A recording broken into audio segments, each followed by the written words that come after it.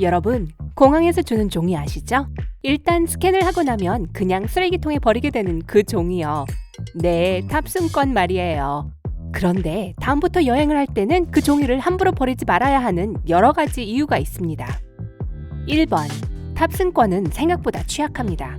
우리들 대부분은 탑승구로 통과할 때까지만 이 탑승권을 챙기는 경향이 있습니다.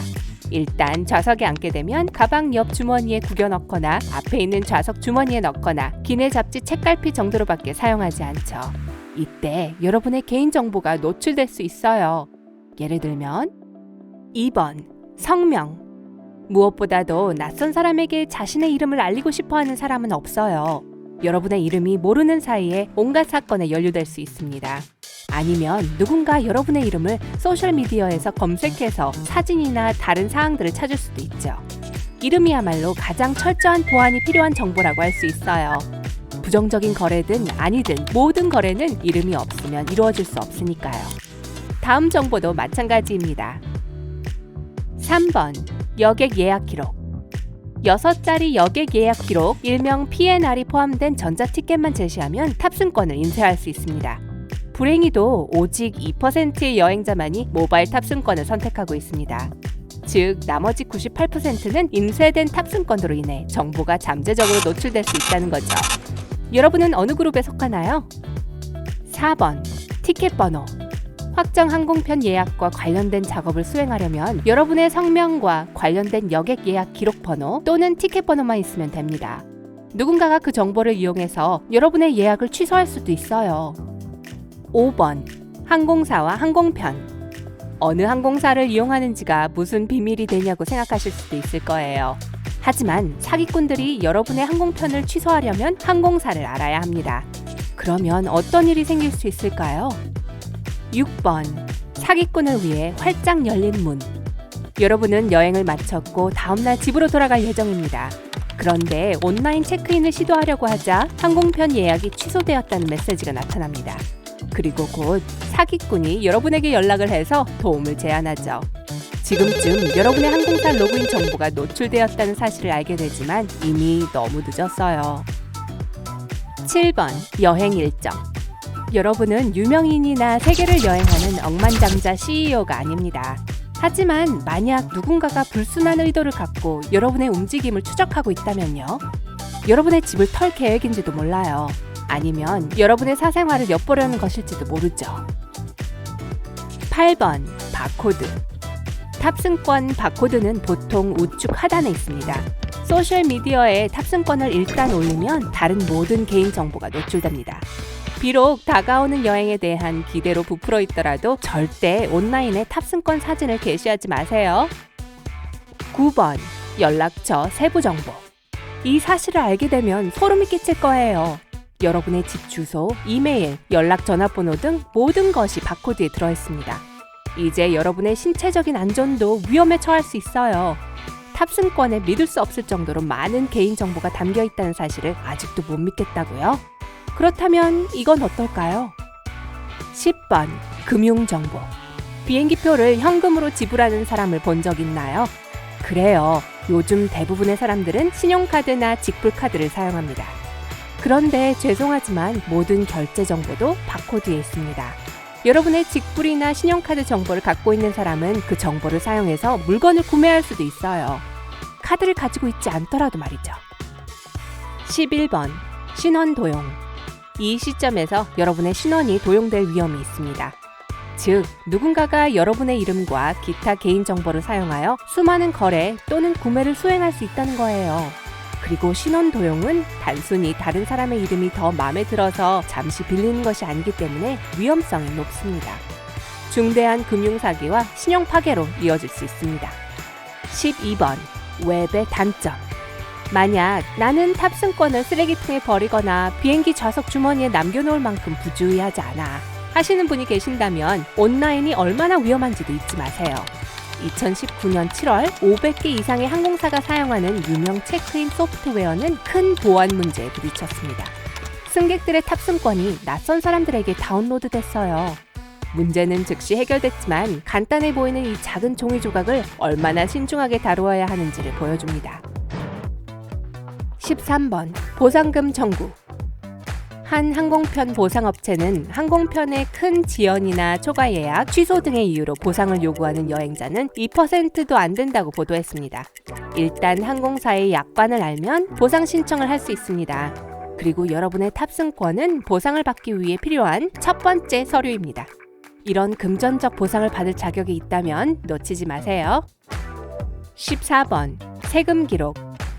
출장으로 인한 비행이라면 여러분은 세금 공제 혜택을 받을 수 있습니다.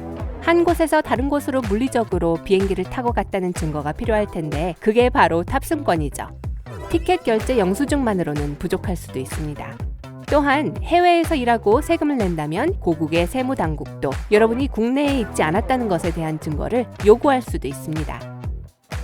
15번 항공사 홈페이지에 접속. 성명과 여객 예약 기록만 있으면 누구나 항공사 웹사이트에 접속할 수 있습니다. 항공편 예약에서 무엇이든 변경할 수 있고 더욱 악의적으로 예약을 완전히 취소할 수도 있어요. 물론 재예약이 쉬울 수도 있지만 많은 항공사들이 막판에 취소하거나 변경할 경우 요금을 부과한다는 사실을 잊지 마세요. 그렇다면 무엇을 바꿀 수 있을까요? 좋은 질문입니다. 16번 비행기 좌석. 우리 모두 선호하는 좌석이 있습니다. 그렇게 심각한 일이 아닐 수도 있지만 비행기 앞쪽에 창가 자리를 미리 선택했는데 좌석이 갑자기 뒤쪽 화장실 옆 통로 좌석으로 바뀌었다면요. 냄새가 날지도 몰라요. 아니면 그 반대의 경우일 수도 있죠. 저는 그저 편안한 중간 좌석이면 만족합니다. 죄송합니다. 제가 중간 좌석을 좋아한다고 잠시 착각했어요. 여러분은 어느 좌석을 원하세요? 통로 쪽 아니면 창가 쪽? 아래 댓글로 알려주세요. 어쨌든 더 속 터지는 일은 비즈니스석이 이코노미로 바뀌는 일일 거예요. 넉넉한 공간과 이미 지불한 추가 요금과는 작별입니다. 17번 기내식 선택. 기내식의 경우는 훨씬 더 심각할 수 있어요. 여러분은 채식주의 같은 개인적인 생활 방식이나 음식 과민증이나 알레르기와 같은 의학적인 이유로 기내식을 미리 선택할 수도 있습니다. 식사 선호도에 대한 무단 변경은 단순한 불편 그 이상의 문제입니다. 18번 마일리지 혜택. 대부분의 여행자들은 따로 비용이 들지 않기 때문에 마일리지 프로그램에 자주 가입합니다. 시차, 의심스러운 기내식, 그리고 여러 차례의 불편한 보안 검색에 시달리면서도 계속해서 마일리지를 쌓죠. 시간과 돈을 투자해서 얻은 포인트이니 안전하게 지키세요. 힘들게 얻은 혜택은 본인만이 즐길 수 있어야 합니다. 19번 비밀번호를 잊었나요? 로그인 계정이 안전하다고 생각하세요? 일단 비밀번호를 잊었나요를 클릭하면 항공사는 일반적으로 재설정 암호를 이메일로 보냅니다. 네, 맞습니다. 이 탑승권 도둑이 이미 그 방법으로 접속했어요. 20번 코드 공유 관행. 코드 공유는 파트너 항공사가 서로의 항공편의 좌석을 판매할 때 매우 흔한 관행입니다. 승객들에게는 편리하지만 위험할 수도 있어요. 여러분의 여객 예약 기록은 다른 코드 공유 항공사 파트너의 웹사이트에 로그인하는데 사용될 수도 있습니다. 범죄 의도가 있는 사람은 PNR을 여러 번 사용할 수 있기 때문에 부정 거래의 가능성이 더 높아지죠. 21번 탑승권 혜택. 세계적인 항공사가 자사 탑승권을 소매점에서 할인 및 무료 상품을 받기 위한 마케팅 수단으로 이용하는 것은 물론 좋은 특혜입니다. 하지만 그것은 여러분의 탑승권이 온갖 장소에서 노출되고 있다는 것을 의미해요. 만약 여러분의 개인정보를 공개하고 사방으로 퍼지게 한다면 개인적인 정보가 나쁜 사람의 손에 들어가게 될 위험은 점점 더 커집니다. 22번 사생활 침해. 만약 여러분의 여행이 기밀이고 민감한 사항이라면 탑승권이 노출되는 것을 원하지 않을 거예요. 비밀 요원이나 그런 사람이 아니라도 말이죠. 때때로 우리는 우리가 어디로 향하는지, 얼마나 오래 머물지, 그곳에서 무엇을 할지 사람들에게 알리는 것을 원하지 않습니다. 토론토에서 열리는 저스틴 비버 팬 연례 학회 티켓 한 장이요. 농담이긴 하지만 이런 사생활 침해는 위험할 수 있어요. 23번 가설적 위험 요소.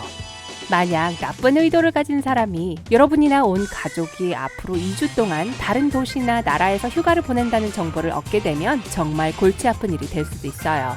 이 사람은 여러분의 집에 침입하거나 공항이나 심지어 차고에서 여러분의 차를 훔칠 수 있는 완벽한 기회라고 생각할지도 몰라요.